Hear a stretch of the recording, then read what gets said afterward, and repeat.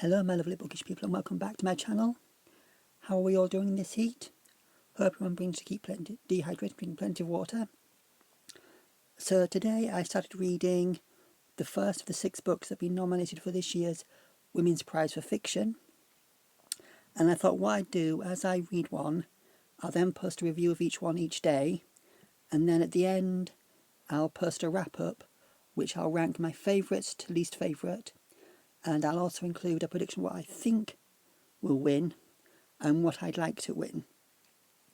And at this moment I'd also like to thank Eric at Lonesome Reader, Ben at Ben Goodreads, Cole at The Culture Experience, and Greg at Supposedly Fun for the inspiration of these videos.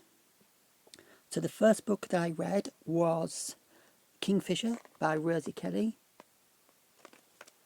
And the brief description of this is: when a creative writing academic becomes infatuated with his colleague, the poet, who he later calls Kingfisher, it's not long before his feelings begin to threaten his relationship with his partner Michael.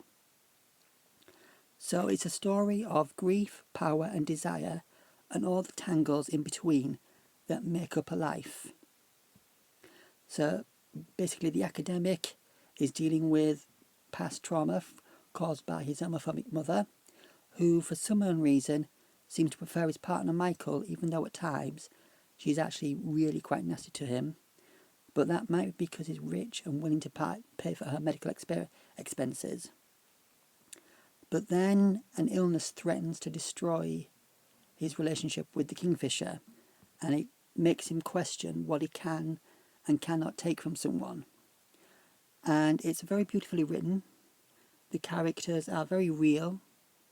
It's very moving, and it deals with trauma and pain and passion really beautifully. I really recommend it. It's really worth reading.